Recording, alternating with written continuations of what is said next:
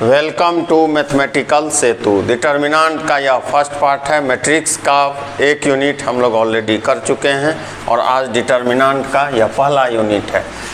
Determinant का first point पढ़िए, क्या है? Representation of number that has a particular value. Matrix का अगर कोई स्ट्रक्चर हम यहाँ लिखे हुए हैं 1 3 5 7, जब तक इस पे कोई भी इंस्ट्रक्शन नहीं दिया जाएगा इस मैट्रिक्स को हम लोग एक न्यूमेरिक वैल्यू में ट्रांसफॉर्म नहीं कर सकते हैं। लेकिन डिटर्मिनेंट का कंसेप्ट इसी चीज़ को एक न्यूमेरिक वैल्यू में ट्रांसफॉर्म करने के लिए आया। तो डिटर्मिनेंट मैट्रिक्स का ही एक मैकेनिज़्म है जिसमें यह ऑपरेशन दिया गया कि कोई भी डिटर्मिनेंट को एक न्यूमेरिक वैल्यू में कन्वर्ट किया जा सकता है। Representation of number that has a particular value. Second point जो मैं अभी बोल रहा था, it has a unique value associate set with square matrix. तो यहाँ से पता चल गया होगा कि डिटर्मिनेंट में वही मैट्रिक्स यूज होगा, उसी मैट्रिक्स को हम लोग लेंगे जो स्क्वायर होगा। It is denoted by delta और डिटर्मिनेंट ऑफ ए और DETA और कैपिटल D। ठीक है, ज़्यादा यूज होने वाला ये सिंबल है। अब एक एलिमेंट हम रखें, साइन देखिए यहाँ, साइन का भी है। डिटर्मिनेंट का साइन सीधा इस तरह से मॉडुलस के तरह देखने में होता है।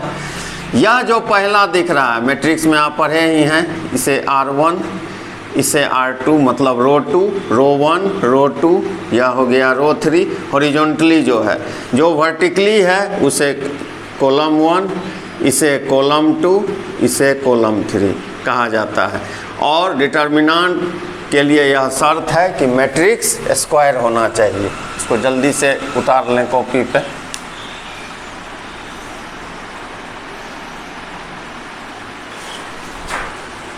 देखिए डिटर्मिनेंट में साइन स्कीम किस तरह से, साइन को किस तरह से लिखा जाता है, किस ऑर्डर के लिए, यानी किस रो किस कॉलम के लिए क्या साइन हम लोग लेंगे। एक जनरल वे में मैं प्लस से स्टार्ट किया, अल्टरनेट करते जाएं, माइनस फिर प्लस फिर माइनस फिर प्लस फिर माइनस। इसका opposite minus plus minus plus minus plus, फिर opposite plus minus plus minus plus minus, फिर इसका opposite minus plus minus plus plus minus plus minus plus, इस तरह से चलते रहेगा।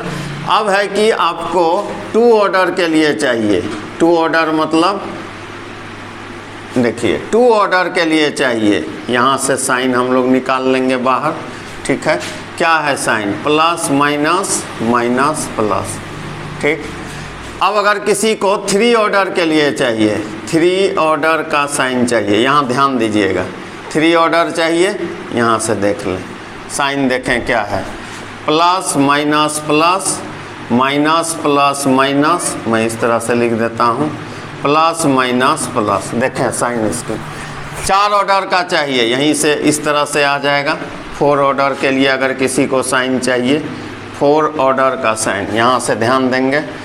मतलब अगर यह सिस्टम आपको लिखने आ गया तो कितना भी order, plus minus plus minus minus plus minus plus plus minus plus minus minus plus minus plus, इस सिस्टम से हम लोग n ऑर्डर तक भी जा सकते हैं। ठीक है, या तो हम लोग साइन स्कीम लिखना सीख गए कि इस तरह से हम लोग, अच्छा, और 1 ऑर्डर का होता तो इस तरह से लिख सकते थे। खैर इसका उतना ज़रूरत नहीं होता है। मेन मुख्यतः सेकेंड और 2 ऑर्डर और 3 ऑर्डर आपका अच्छा होना चाहिए साइन स्कीम। अभी लिखा कैसे जाता है? प्लस, यह तो समझ गए कि प्लस से शुरू करके अल्टरनेट, फिर इसका अल्टरनेट, फिर इसका अल्टरनेट।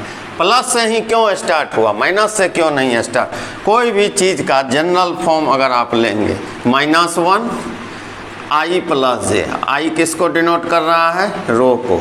J किसको डिनोट कर रहा है? कॉलम को। ध्यान से देखें।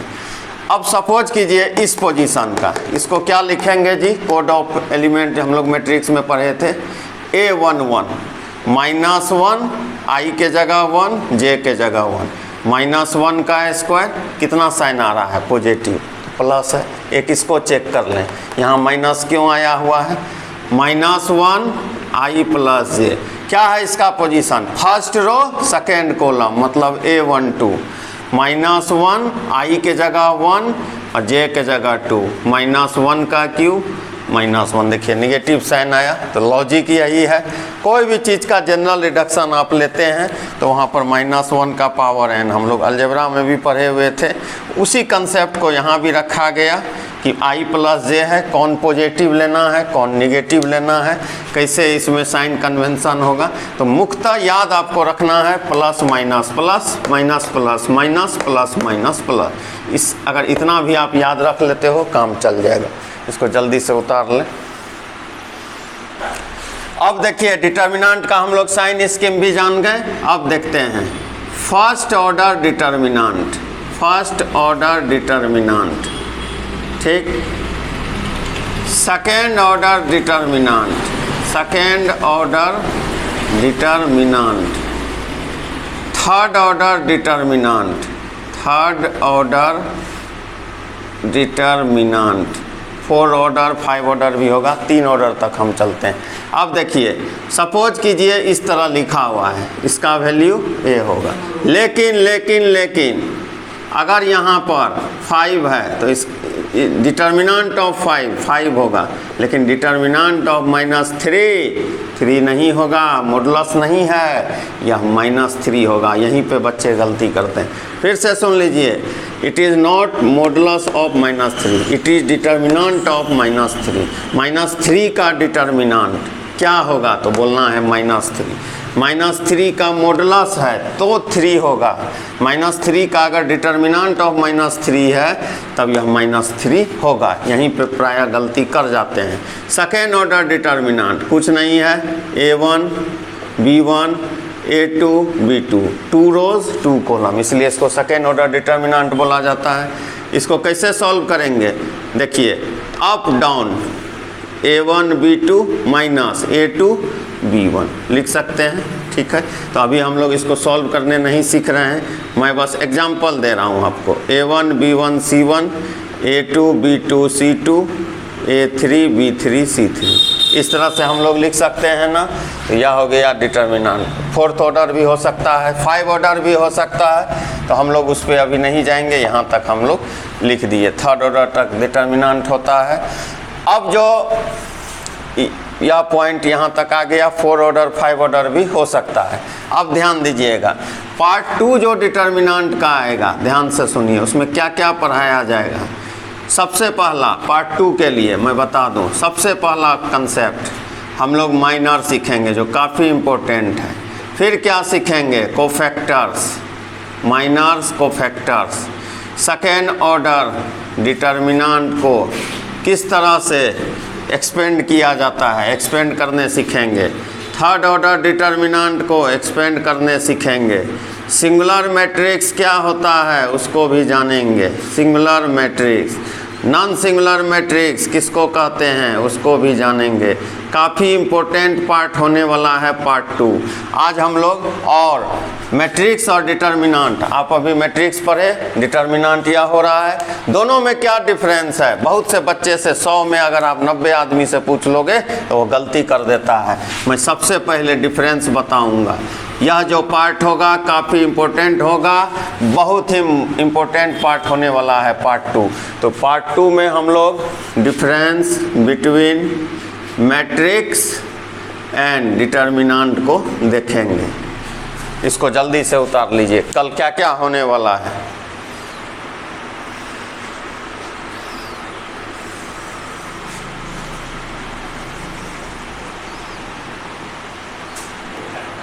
तो आज डिटर्मिनेंट का कंसेप्ट था, इसीलिए मैं वीडियो को बहुत बड़ा नहीं किया हूँ। ये चीज़ें पार्ट 2 में हम लोग पढ़ेंगे, इसको अच्छे से देख के आना है। चैनल को मैथमेटिकल सेतु को सब्सक्राइब, लाइक और शेयर नहीं करना है। आप लोग को तो करना नहीं है, कर थक गए बोलते बोलते, ठीक है। पार्ट 1 यह डिटर्मिनेंट का है, पार्ट 2 मैं लेके पुनः उपस्थित होऊंगा। Thank you.